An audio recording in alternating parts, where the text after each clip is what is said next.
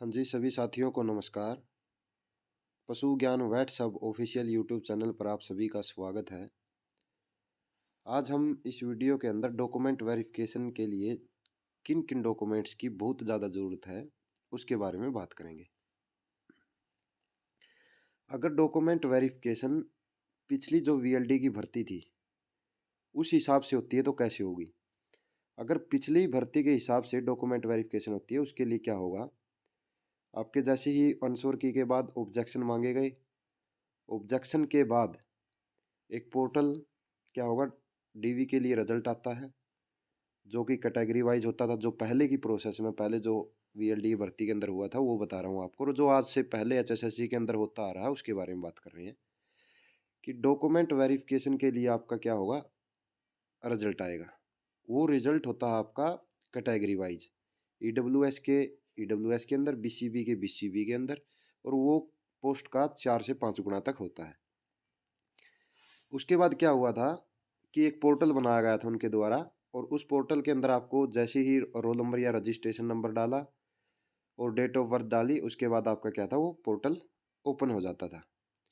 उस पोर्टल के अंदर आपको अपना जो भी एप्लीकेशन फॉर्म था एचएसएससी के अंदर, जो आपने फॉर्म फिलअप किया था वीएलडी का, वो भरना होता था।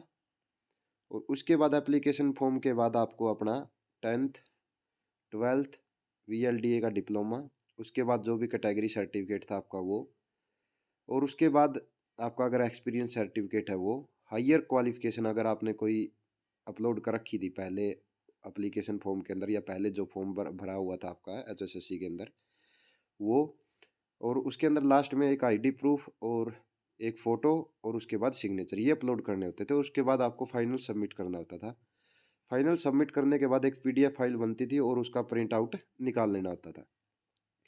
अब डॉक्यूमेंट वेरिफिकेशन जिस दिन होती थी वो आपको जो फाइनल प्रिंट निकाला था आपने, वो प्रिंट और उसके साथ एक एक डॉक्यूमेंट्स की कॉपी, वो सब की सब उसके साथ लगानी होती थी, और वहाँ पर क्या था, सबमिट करवा ली जाती थी।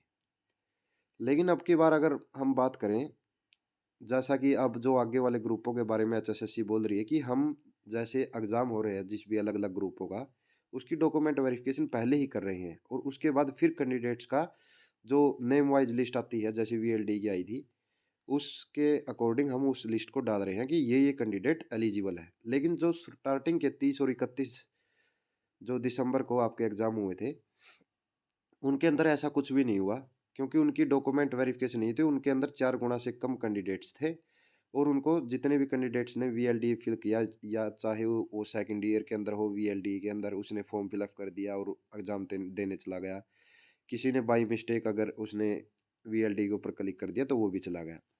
लेकिन उसके बाद 30 और 31 के बाद जितने भी एग्ज़ाम्स हुए हैं उसके अंदर पहले डॉक्यूमेंट वेरिफिकेशन हुई है, और उसके बाद जो नेम वाइज जो लिस्ट थी कि उस कैटेगरी, उस जो पोस्ट है, उस ग्रुप है, उसके अंदर कितने एलिजिबल कैंडिडेट है, उनको डिप्लोमा है या फिर जिस भी बेस के ऊपर, जिस भी डिप्लोमा या सर्टिफिकेट के बेस के ऊपर वो भर्ती थी, उसका वो चेक किया गया और उसके बाद उनका नेम वाइज लिस्ट डाली गई। इसका मतलब उनकी डॉक्यूमेंट वेरिफिकेशन वो पहले ही कर चुके हैं। अब अगर ऑनलाइन डॉक्यूमेंट वेरिफिकेशन अगर वहीं से डिपार्टमेंट करता है तो क्या होगा, आपके जो भी है 10th 12th आपने जो भी अपलोड कर रखी, डिप्लोमा अपलोड कर रखा है, अगर मान लीजिए किसी ने डिप्लोमा अपलोड नहीं कर रखा, उसका सीधा कैंडिडेचर रिजेक्ट कर देंगे। अगर कोई सेकंड ईयर के अंदर है या फिर उसने फाइनल जैसे कोई डॉक्यूमेंट्स अपलोड नहीं किया, वो बाहर हो जाएगा। अगर आपका डिप्लोमा लुआस यूनिवर्सिटी से नहीं है तो वो उसको सीधा बाहर करेंगे। इसके बाद अगर हम बात करें सोशियो इकोनॉमिक की, जो 2.5 नंबर वाला सिस्टम है सोशियो इकोनॉमिक की, अगर आपने सोशियो इकोनॉमिक क्लेम कर रखा है, उसकी क्या करवाएंगे, सीआईडी वेरिफिकेशन करवाएंगे, पीपीआईडी के द्वारा, जो आपकी परिवार पहचान पत्र है उसके द्वारा उसकी वेरिफिकेशन करवा कर वे सीधे 2.5 नंबर वहाँ से आपको क्लेम के रूप में मिल जाएंगे। अब मान लीजिए डॉक्यूमेंट वेरिफिकेशन ये अपने ऑफलाइन करवाने लगे, मान लीजिए ऑफलाइन करवाते हैं, तो उसके बाद तो आपको जो जो डॉक्यूमेंट्स चाहिए हैं ऑफलाइन के लिए, मेरे को तो जो लग रहा है वो ये है कि वे ऑनलाइन आपका जो डॉक्यूमेंट वेरिफिकेशन है वो डॉक्यूमेंट वेरिफिकेशन करेंगे, और उसके बाद सीआईडी वेरिफिकेशन के द्वारा जो भी सोशियो इकोनॉमिक क्लेम है उसको देंगे, और फिर सीधा आपका फाइनल रिजल्ट लगाकर और जो डॉक्यूमेंट है जहाँ पर भी आपका स्टेशन मिलेगा या फिर जो भी डिस्ट्रिक्ट मिलेगी वहाँ पर आपको डॉक्यूमेंट सबमिट करने होंगे। मेरे अकॉर्डिंग तो ये होने वाला है। बाकी अभी बात नहीं हुई है चेयरमैन साहब से, अगर चेयरमैन साहब के साथ बात होती है तो उसके बाद हम आपको बता देंगे कि क्या क्या होने वाला है आगे। तो डॉक्यूमेंट वेरिफिकेशन के लिए जो जो डॉक्यूमेंट्स चाहिए, जो इसेंशियल डॉक्यूमेंट्स है वो क्या रहेंगे आपको, एक तो सीईटी एप्लीकेशन फॉर्म जो आपने स्टार्टिंग के अंदर भरा हुआ था वो रहेगा, जिसके अंदर आपने अपना डिप्लोमा भी शो किया हुआ है कि डिप्लोमा इस दिन किया था 10th 12th। वो जॉब प्रेफरेंस ये आपका अगर ना भी हो तो चलेगा।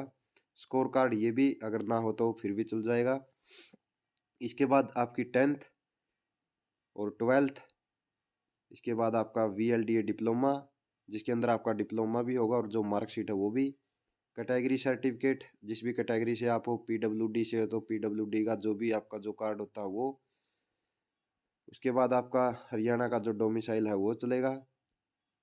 इसके बाद आपका जो पहचान पत्र है, परिवार पहचान पत्र, वो एक ID प्रूफ, PWD वाले के लिए PWD सर्टिफिकेट और एक्सपीरियंस सर्टिफिकेट जिन्होंने एक्सपीरियंस के नंबर क्लेम कर रखे हैं वो सिर्फ जो कॉन्ट्रैक्ट बेस पर लगे हुए हैं उन्हीं का होगा। वो जो SDO से अप्रूवल है उसके अंदर लिखा जाता है कि इतनी सैलरी पे ये काम कर रहा है और जो गवर्नमेंट की जो भी स्कीम है उसके अकॉर्डिंग ये लगे हुए हैं, उसके अंडर में है ये।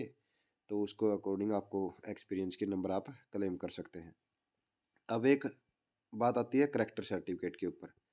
करेक्टर सर्टिफिकेट की जो वेरिफिकेशन है, करेक्टर जो भी वेरिफिकेशन करना होता है वो पुलिस का काम होता है, बाद में पुलिस ही करती है।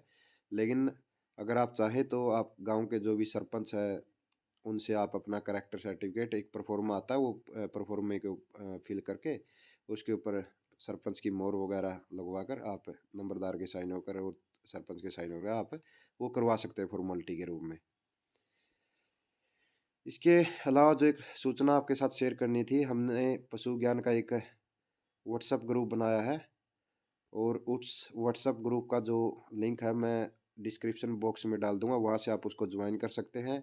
और जो एक्यूरेट कट ऑफ बनाने में आप हमारी सहायता करें, हमारा साथ दें, ताकि जो एक स्टिक जो कट ऑफ होगी उसके तक हम पहुँच सकें। क्योंकि जो भी ये पोल वगैरह चल रहे हैं जो भेज रहे हैं बार बार मेरे पास व्हाट्सएप पे भी आ रहे हैं कि पोल के अंदर इतना हो गया इतना हो गया। देखिए पोल के ऊपर तो एक बंदा दो दो बार भी, 70 है मान लीजिए किसी के 73 क्वेश्चन ठीक है वो दो बार भी कर देगा वहाँ पर, तो दूसरे टेलीग्राम दो दो चला रखे हो तो दूसरे से भी कर देगा। तो मैं तो यही कहूँगा कि आप हमारा साथ दें, इस जो डिस्क्रिप्शन बॉक्स के अंदर आपको लिंक मिलेगा इस व्हाट्सएप ग्रुप को ज्वाइन कर लें। अगर जेन्युइन जो चाहते हैं कि हमें सही से कट ऑफ का पता चले वही बच्चे जुड़े, और जो बकवासबाजी है जिसको भी करनी है उनकी मेरे हिसाब से वो ना ही जुड़े तो सही रहेगा। क्योंकि ना तो इस चीज़ में मेरा बेनिफिट, हम आपके बेनिफिट के लिए काम कर रहे हैं। उसके अंदर 3-4 VLD जो आपके सीनियर है जो लगे हुए हैं वे भी जुड़े हुए होंगे जो आपकी सहायता करेंगे कट ऑफ को जानने के लिए और कट ऑफ को बनाने में। तो उम्मीद करता हूँ कि आप ऐसे साथी ही जुड़े उसके अंदर जो वास्तव में ये चाहते हैं कि उन्हें एक स्टिक कट ऑफ का पता चले और उसके अंदर मान मर्यादाएं रखें। उसके अंदर सब जो भी आपके VLD साथी थे, लड़कियां भी लड़के भी सब जुड़े हुए होंगे, आपके सीनियर साथी भी जुड़े होंगे। तो उम्मीद करता हूँ आपको ये वीडियो पसंद आई होगी। धन्यवाद। लिंक का जो लिंक होगा इसका व्हाट्सएप ग्रुप का वो आपको डिस्क्रिप्शन बॉक्स में मिल जाएगा। ज़्यादा से ज़्यादा चैनल को सब्सक्राइब करें, शेयर करें। एकमात्र VLD का चैनल जहाँ पर आपको सिर्फ सटीक जानकारी मिलती है। और जैसे ही और जानकारी मिलेगी हम चेयरमैन साहब से भी बात करने वाले हैं, अभी कल का समय मिला है। और वहाँ से अगर VLD की कोई जानकारी मिलती है तो हम आपके साथ ज़रूर शेयर करेंगे। धन्यवाद।